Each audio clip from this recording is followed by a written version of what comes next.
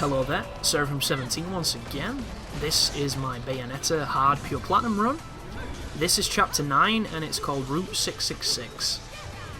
So, this is a pretty easy chapter. The problem with it is the environmental hazard of almost the entire stage can mean that you get damaged by things that are less than enjoyable.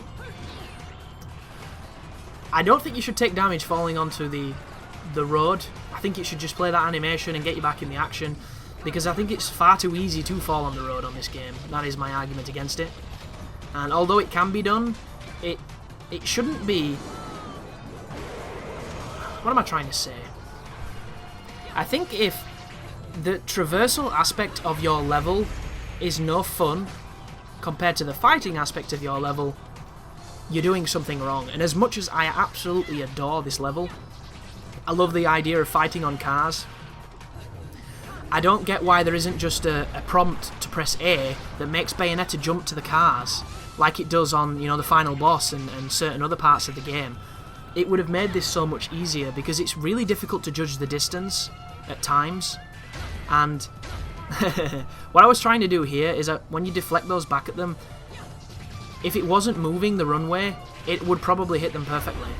However, it is moving, and thus they don't stay the same height.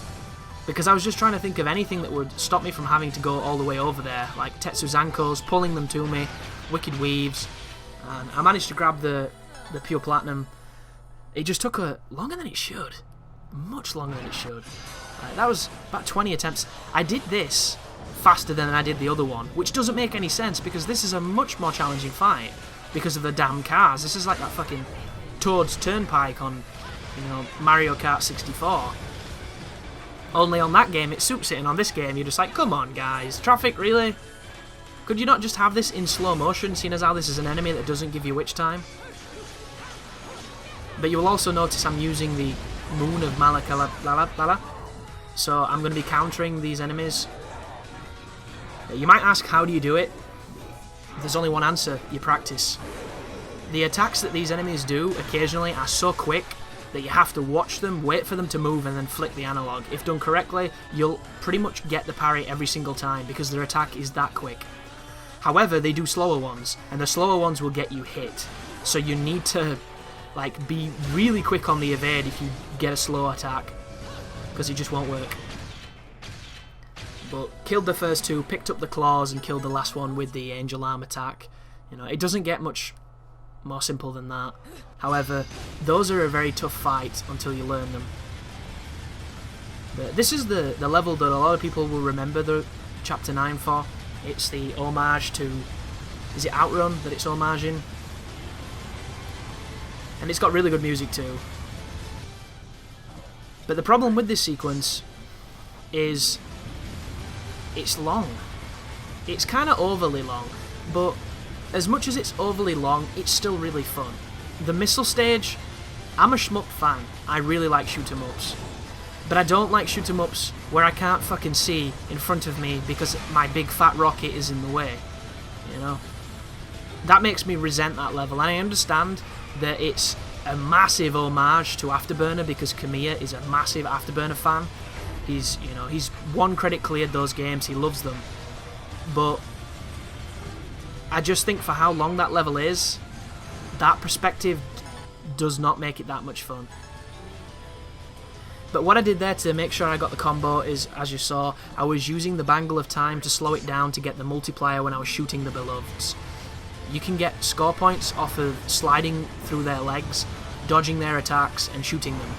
And you want to always be shooting here, and just bear in mind, hitting vehicles does not do damage to you. If hitting vehicles did damage, this would be a much more challenging verse, but as it stands, it's checkpointed very well, and only the enemy attacks count. The only other instance of a vehicle damaging you is the 18-wheelers that are on fire that are spread across the road where you have to slide under them. And I'm sad to say that one instance I hopped over a bridge and it was a blind spot. I couldn't see what was on the other side, and I landed directly in front of one of those tankers and I took damage. That was, however, the only instance of even it remotely being unfair. Everything else was spot on. You'll also notice I'm not speeding, I'm not boosting.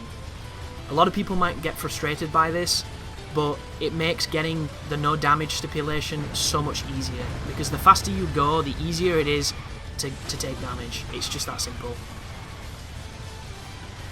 But a lot of people think that this is going to be, you know, one of the tougher verses to Pure Platinum, and it isn't.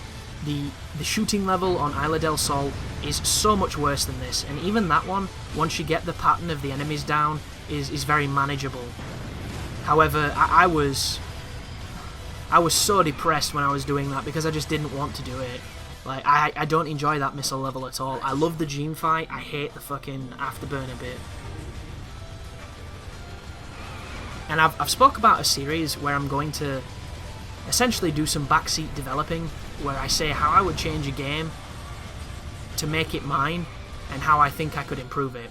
And this is not me, you know, arrogantly saying this would make it a better game objectively. It's completely subjective. It's how, if I was the director, I would have changed it. And it opens it up for some interesting discussion. And I think I'm going to do Bayonetta on it, because I can tell you right now, on that missile level, I would have pulled the camera out and had it top down so that it looked like a cave shooter, and I would have had it bullet hell, and I would have made the hitbox on the missile tiny, and I would have made it just an awesome, frantic, just really fun shmup. And the conceit that I would have done for the people going for score is I would have not had those versus count, because who the fuck wants to get graded on something that isn't the game's main mechanic? The answer's simple, I don't think anybody does, except for the super masochists / perfectionists. You don't want to get graded on that. There are so many fights in this game that aren't even in verses that don't get graded. So many moments where you take damage and it doesn't matter because it's not in a verse. So why is the flying bullshit in verses? You know, why is the fighting on top of the missile a verse and the shooting is nothing? I just think it would make it much more fun and approachable for people going for ranks. And you'll notice from a lot of the comments on this series, if you're a casual Bayonetta player and you're watching this thinking this is just insane, how the hell do people do this? That attitude only exists because of just how anally retentive you have to be to do the Pure Platinum restriction. And on the one side you have, it's intended to be that way because it's the highest rank in the game and it should only be reserved for people who put the time in, and I get that. But at the same time, there are people that will never, ever even attempt this, like myself, because it just seems so ridiculous. And I think if you made certain parts a little bit more, I'm not going to say accessible, because I don't think they have to be more accessible, but less intimidating. You know, put the joys at the beginning of your Alpine, goddammit. And I'm going to go back to that as an example, because it just causes me so much distress. And that's just not Platinum. That's every single game designer. How many difficult parts of a game have had the final wave be something really challenging and the first 5 waves be just something stupid, brainless and monotonous that you have to go through every single time because the final wave kicks your ass? I could name 50 games off the top of my head that do it. But this is the final verse, I believe, of Chapter 8. It's against 3 Braves. The conceit here is that witch time is in effect, so you cannot slow this down at all. It will always be in normal speed, so you have to put on your infinite climax chops. So what I do is, I do the offset wicked weaves, and then I pick up whichever weapon drops, and then I use it to build combo, and hopefully get the combo ranking. And there's the combo ranking.